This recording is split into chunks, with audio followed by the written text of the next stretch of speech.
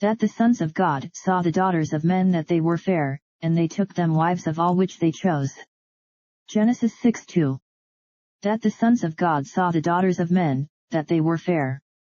Or good, not in a moral but natural sense, goodly to look upon, of a beautiful aspect, and they looked upon, and only regarded their external beauty, and lusted after them. Those sons of God were not angels either good or bad, as many have thought, since they are incorporeal beings, and cannot be affected with fleshly lusts, or marry, and be given in marriage, or generate and be generated, nor the sons of judges, magistrates, and great personages, nor they themselves, as the Targums of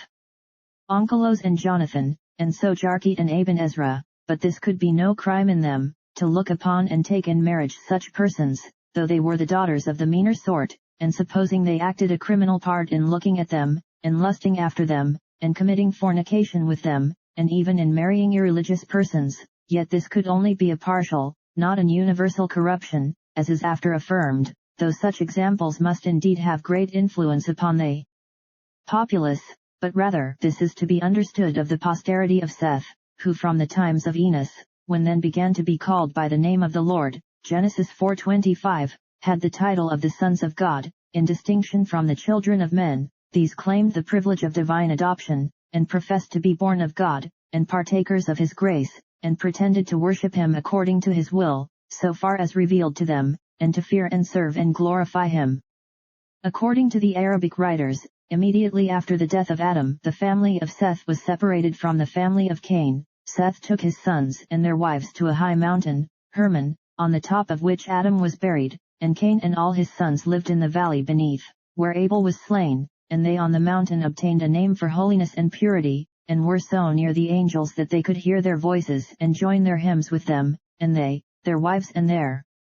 children, went by the common name of the sons of God. And now these were adjured, by Seth and by succeeding patriarchs, by no means to go down from the mountain and join the Cainites, but notwithstanding in the times of Jared some did go down, it seems, see Gill on Genesis 5:20, and after that others, and at this time it became general, and being taken with the beauty of the daughters of Cain and his posterity, they did as follows.